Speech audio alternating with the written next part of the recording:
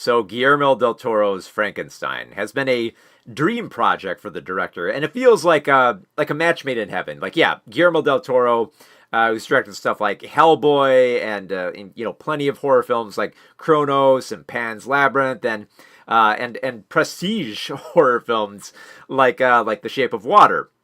Like, yeah, Frankenstein, that makes sense. Let's let him do that project. And it's a project that he's been wanting to do for a while now. And it would seem like, Del Toro could just go through the motions and just, stick as close to the original novel as possible. But I think what comes out most in this film is just Guillermo del Toro's love for monsters. He wants to make the audience care about Frankenstein's creation in a way that you haven't seen on the big screen before. Beyond just, making it look like lush and lavish, because we have gotten monster movies like that before. Obviously, with Bram Stoker's Dracula, with the Coppola version, that was just a beautiful, gorgeous film. But it also felt a little bit like thematically lost and didn't hit as hard with its characters. In this case, however, with Del Toro's Frankenstein, I think he makes you care about these characters so much and on a level that's not easy. While still making the film feel big and operatic, and also embrace like the weird, the gross, and the violence at the same time. It's this very fantastic kind of like balancing act between like, a very, showy type of historical drama and a very brutal and meaningful type of horror film. So, and I think what makes it easier to like this film and its characters is the amount of empathy that Del Toro reserves for both Baron Victor Frankenstein and his creature. Because we get the film is divided up into two halves where you get to see both of their perspectives. So for like the first half, it's all about Victor, played by Oscar Isaac, who does kind of you get to understand his drive. Like, it feels like it'd be too easy to kind of go into like mad scientist territory with him here. Like, he's obsessed with like the human body and how to tinker with it and how to bring people back to life as like it's going to be like the next huge innovation in science that we need to embrace. And there is this level where you understand that desire, because we get to see him like at a very early age with everything that kind of sets in motion how he feels about his family and his life and his work and what it means to live, what it means to die, but also just being just having an ego about him. Because I love that that first scene with Isaac presenting himself to the scientific community. It's like look what I can do. I can make this corpse come back to life, and everyone's like, you're playing God. This is going too far, and he's trying to stress like, no, this is going to be an innovation. I can make it work. I can. And you kind of see like a little bit of that mad scientist, almost camp kind of come out of him, but it's ringed in just enough. Like, you can see the madness in him, but it's like, it's a believable type of madness that is contained enough where it does feel like it has showmanship, where it plays up to this very grand staging that Del Toro has for a lot of these set pieces here. But also feels very, very dignified and has like a little bit of that prestige. That being said, when Victor gets more into his work, it will start embracing a lot more of the darker and gruesome aspects when he starts attaining corpses and experimenting on them, trying out different theories, making the corpses come back to life, sawing off body parts, which I love the bravery that Del Toro had to like place this very amazing orchestral score that feels like it should be like a costume drama and place it over scenes you wouldn't expect. Like, there are scenes where Victor is sawing off like legs and ligaments and putting bones together. Very gross stuff. And it has like this very wondrous orchestral score. And it's weird, but it works. It makes you like, you realize, oh, this is weird, but it's also kind of beautiful, and it's in how you're kind of starting to see what Victor is starting to see here. And I love that aspect. I love a film that can be weird and gross and just like not wink at the camera and just kind of just go with it and keep it going and make you care about the characters, because the film never stops to slow down to have like someone give like a grotesque reaction. And it feels like that could happen with Mia Goth's character of Lady Elizabeth, because you feel like, she would be frightened by the monster or anything, or all of his work, and she's a little bit scared of of what Victor is doing here. Mia Goth is the type of the type of actress who you could see in this type of role. I mean, we've seen her in very unhinged performances and stuff like Pearl and Maxine, where it feels like, yeah, she could be very used to horror, but she just like has that kind of look where she's trying to, like, she wants to understand the world as opposed to just like be afraid of it. And I think that's what makes her so attractive to someone like Victor, which runs counter to Elizabeth wanting to marry Victor's brother in this case. And just in being like attracted to realizing that this is like a love that might not happen. I was also surprised how much I cared about Christoph Waltz's character of Heinrich Harlander, who is Elizabeth's uncle and is basically giving Victor all the money and resources that he needs to make his theory about bringing people back from the dead a reality.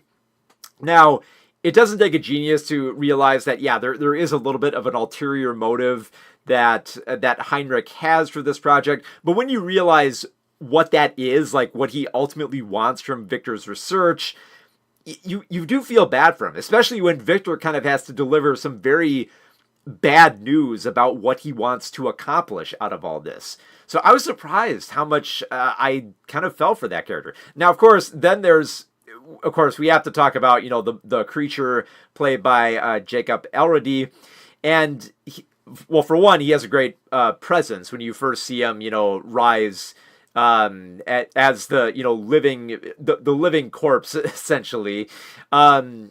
It's not cliche, and it feels like it could have fallen back and how we're used to seeing Frankenstein come to life here, but he comes to life in a way where you feel bad for him and you understand him and you want to root for him. And the fact that he gets to tell his own story midway through the film, it's more fascinating because you get to see him understand.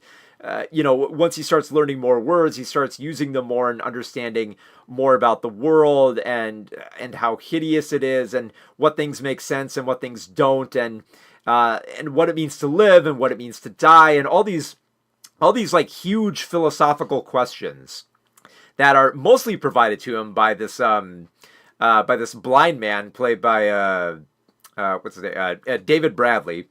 And the blind guy is like, he gives the creature the most insight he can, but even his view of the world is very limited, and it's ultimately going to be up to the creature himself to go out into the world and find some meaning when there doesn't feel like there's enough of one right in front of him. And I think that's like the most frustrating aspect for this type of character who can't die, is to think, well, if I can't die, what is the point of living, and what is living, and why is it fair that other people get to die but I can't?